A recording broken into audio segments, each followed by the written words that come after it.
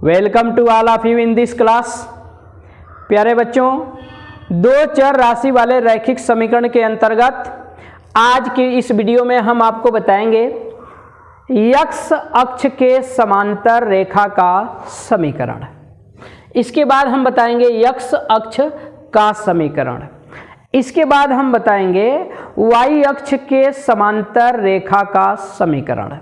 इसके बाद हम बताएंगे y अक्ष का समीकरण। ठीक है, तो आइए शुरू करते हैं। सबसे पहले x अक्ष के समांतर रेखा का समीकरण। x अक्ष के समांतर रेखा का समीकरण क्या होता है? आइए, ये हमने x अक्ष खींच दिया, x अक्ष, और ये हमने y अक्ष खींच दिया, x o x dash y o y dash. ठीक है, तो बच्चों यदि हम आपसे कहें कि एक रेखा AB है जो x अक्ष के समांतर है तथा x अक्ष से 2 मात्रक की दूरी पर स्थित है। एक रेखा AB जो x अक्ष के समांतर है तथा x अक्ष से 2 मात्रक की दूरी पर स्थित है, तो वह रेखा कहां से होकर जाएगी, कहां होगी? तो यह रेखा हमारी होगी x अक्ष के ऊपर। कितनी दूरी पर? 2 मात्रक की दूरी पर।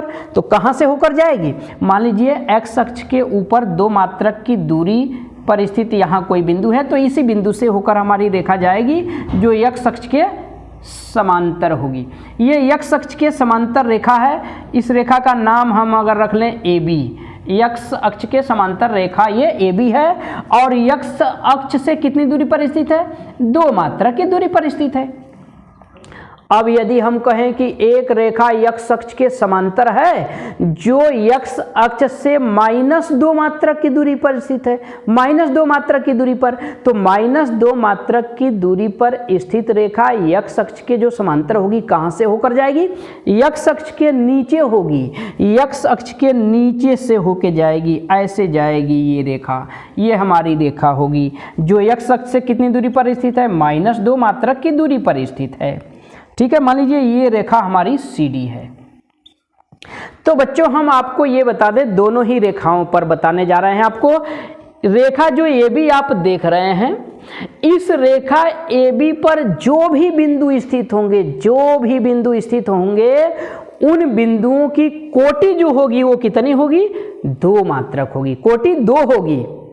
ठीक है, जैसे मान लीजिए यही बिंदु हमारा है, ये बिंदु जो रेखा AB पर भी स्थित है और y अक्ष पर भी स्थित है, तो y अक्ष पर स्थित बिंदुओं का भुज जानते हैं 0 होता है, तो इसका भुज तो 0 होगा लेकिन कोटि इसकी 2 होगी।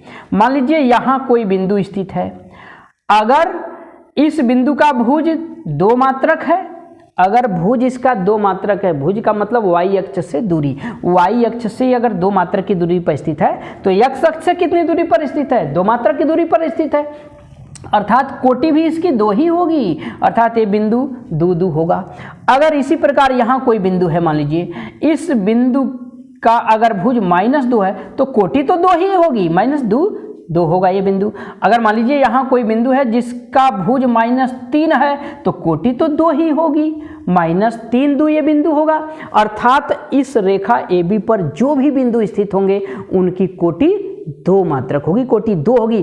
कोटि का मतलब होता है y निर्देशांक। y निर्देशांक इनका 2 होगा, अर्थात y बराबर 2 होगा। तो y बराबर 2 एक समीकरण बन गया, यही रेखा AB का समीकरण कहलाएगा। तो ये हमारा हो गया AB का समीकरण, रेखा AB का समीकरण। ये रेखा AB का समीकरण बन गया हमारा y बराबर 2। इसी प्रकार रेखा CD पर जो भी बिंदु स्थित होंगे उनकी कोटि -2 होगी। भुज तो कुछ भी होगा, लेकिन भुज तो अलग अलग बिंदुओं का अलग अलग होगा, लेकिन सबकी कोटि जो होगी वो -2 होगी। अर्थात CD के लिए y बराबर -2 होगा। तो y बराबर -2 यही CD का समीकरण हो जाएगा। रेखा CD का समीकरण हो जाएगा y बराबर -2। ठीक है ना? तो रेखा AB का समीकरण हो गया हमारा y बराबर 2 और CD का समीकरण हो जाएगा y बराबर -2।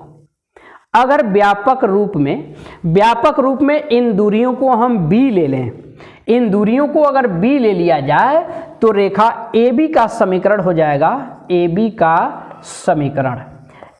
समीकरण हो जाएगा y बराबर b, और CD का समीकरण हो जाएगा हमारा, CD का समीकरण ये हो जाएगा y बराबर माइनस b। ठीक है, अर्थात x अक्ष के समांतर रेखा का समीकरण होता है y बराबर b या y बराबर माइनस b। यदि b धनात्मक होगा तो रेखा x अक्ष के ऊपर होगी, और यदि b ऋणात्मक होगा तो रेखा x अक्ष के नीचे होगी। ठीक है, तो हम आशा करते हैं कि x अक्ष के समांतर रेखा का समीकरण आप समझ गए होंगे। x अक्ष के समांतर रेखा का समीकरण होता है y बराबर b या y बराबर माइनस b। अब एक चीज और बता दें आपको, x अक्ष का समीकरण क्या होता है। अब x अक्ष का समीकरण देखिए क्या होता है। यदि इन दूरियों को हम शून्य मान लें, अगर शून्य कर दें, ये दूरियां हम शून्य कर दें, ये रेखा अगर x अक्ष से शून्य मात्रा की दूरी पर स्थित है तो कहाँ होगी, तब रेखा ये भी x अक्ष पर होगी, यानी रेखा x अक्ष के संपाती हो जाएगी। इसी प्रकार रेखा CD भी x अक्ष से अगर शून्य मात्रा की दूरी पर स्थित हो तो रेखा CD भी x अक्ष के संपाती हो जाएगी, यानी ये रेखाएं जो हैं x अक्ष बन जाएंगी। ठीक है, यदि b बराबर 0 तब रेखा जो होगी, रेखा x अक्ष के संपाती होगी। रेखा x अक्ष के संपाती होगी। x अक्ष के संपाती होने का मतलब वो रेखा x अक्ष बन जाएगी, x अक्ष। और तब समीकरण क्या होगा, और तब समीकरण जो होगा वो होगा y बराबर 0। यानी जब b बराबर 0 होगा तो रेखा हमारी x अक्ष के संपाती हो जाएगी, यानी रेखा x अक्ष बन जाएगी, और उसका समीकरण होगा y बराबर 0। इसी समीकरण को हम कहेंगे x अक्ष का समीकरण। x अक्ष का समीकरण है ये, यही हमारा समीकरण जो है x अक्ष का समीकरण है। तो ये रहा x अक्ष का समीकरण y बराबर 0।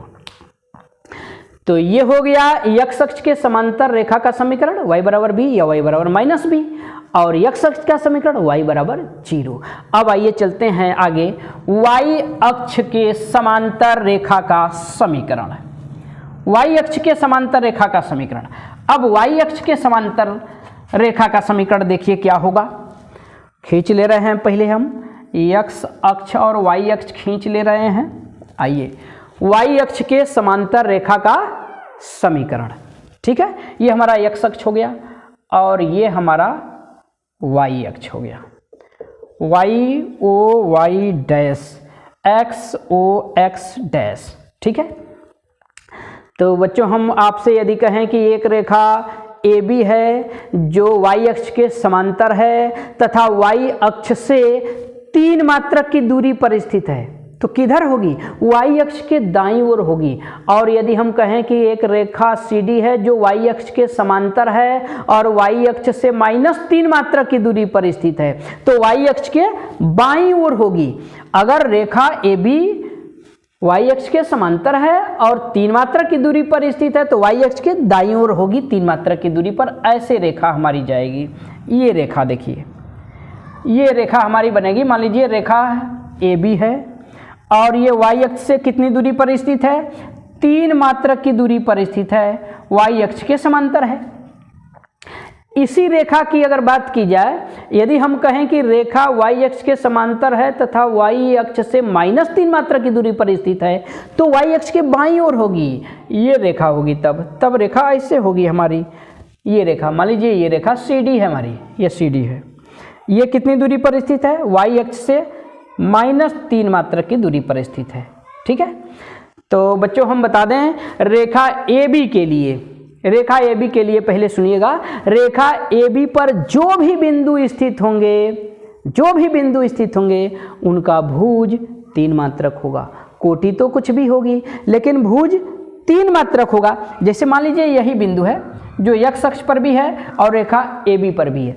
x अक्ष पर है तो इसकी कोटि 0 होगी लेकिन भुज इसका 3 होगा, तो ये बिंदु हमारा 3 0 होगा। इसी प्रकार मान लीजिए यहाँ कोई बिंदु है, यहाँ कोई बिंदु है, तो भुज तो इसका 3 ही होगा। भुज क्या होता है? y अक्ष से दूरी, y अक्ष से दूरी इसकी कितनी है? 3 मात्रक है, तो भुज इसका 3 होगा। अगर ये x अक्ष से 2 मात्रक की दूरी पर स्थित है तो इसकी कोटि 2 हो जाएगी, अर्थात ये बिंदु 3 2 हो जाएगा। ठीक है ना? इस प्रकार इस रेखा AB पर जो भी बिंदु स्थित होंगे उनका भुज कितना होगा? 3 मात्रक होगा। भुज का मतलब होता है x निर्देशांक, x निर्देशांक 3 होगा, अर्थात सभी बिंदुओं के लिए x बराबर 3 होगा और यह एक समीकरण बन जाएगा। इसी समीकरण को हम कहेंगे रेखा AB का समीकरण, रेखा AB का समीकरण। यही रेखा AB का समीकरण होगा, x बराबर 3। ठीक है? इसी प्रकार CD का समीकरण क्या हो जाएगा? रेखा CD का समीकरण, रेखा CD का समीकरण क्या हो जाएगा? अब CD पर जो भी बिंदु स्थित होंगे उनका भुज -3 होगा। कोटि तो कुछ भी होगी, कोटि अलग अलग होगी, लेकिन सबका भुज -3 होगा। भुज का मतलब x निर्देशांक, x निर्देशांक -3 होगा, अर्थात x बराबर -3 एक समीकरण बनेगा जो रेखा CD का समीकरण कहलाएगा। तो रेखा CD का समीकरण x बराबर -3 हो जाएगा। ठीक है? अगर इन दूरियों को हम व्यापक रूप में a मान लें, अगर इन दूरियों को हम a ले लें तो रेखा AB का समीकरण क्या हो जाएगा? AB का समीकरण, रेखा AB का समीकरण हो जाएगा हमारा x बराबर a। ठीक है? तथा CD का समीकरण क्या हो जाएगा? CD का समीकरण हो जाएगा हमारा x बराबर -a। ठीक? अतः y अक्ष के समांतर रेखा का समीकरण क्या होता है? x बराबर a या x बराबर -a। अगर ये धनात्मक होगा तो रेखा y अक्ष के दाईं ओर होगी, और यदि a ऋणात्मक होगा तो रेखा y अक्ष के बाईं ओर होगी। ठीक है? तो हम आशा करते हैं कि आप y अक्ष के समांतर रेखा का समीकरण समझ गए होंगे। अब आइए हम आगे अब आपको अभी बताने जा रहे हैं y अक्ष का समीकरण क्या होगा। अब अगर बताइए, अगर ये दूरी हम शून्य कर दें, ये दूरी हम शून्य कर दें तो रेखा हमारी ये भी जो है वो y अक्ष के संपाती हो जाएगी। ये दूरी हम शून्य कर दें तो रेखा CD भी y अक्ष के संपाती हो जाएगी। यदि a बराबर क्या हो जाए? 0 हो जाए, यदि a बराबर 0 तो रेखा हमारी y अक्ष बन जाएगी, यानी रेखाएं y अक्ष के संपाती होंगी। तब रेखा जो होगी, रेखा y अक्ष के क्या होगी? संपाती होगी। संपाती होगी मतलब रेखा y अक्ष बन जाएगी, और तब समीकरण क्या बन जाएगा? x बराबर 0 बन जाएगा। यही समीकरण जो होगा ये y अक्ष का समीकरण कहलाएगा। यही y अक्ष का समीकरण है, x बराबर 0। ठीक है? x बराबर 0 ये हमारा y अक्ष का समीकरण होगा। तो इस प्रकार हम आशा करते हैं कि आप समझ गए होंगे x अक्ष के समांतर रेखा का समीकरण, x अक्ष का समीकरण, y अक्ष के समांतर रेखा का समीकरण, y अक्ष का समीकरण। एक बार पुनः हम चर्चा कर दे रहे हैं। x अक्ष के समांतर रेखा का समीकरण y बराबर b या y बराबर -b, x अक्ष का समीकरण y बराबर 0, y अक्ष के समांतर रेखा का समीकरण x बराबर a या x बराबर -a, y अक्ष का समीकरण x बराबर 0। तो बस आज की वीडियो बच्चों यहीं तक। Thank you very much for watching this video. बहुत बहुत धन्यवाद।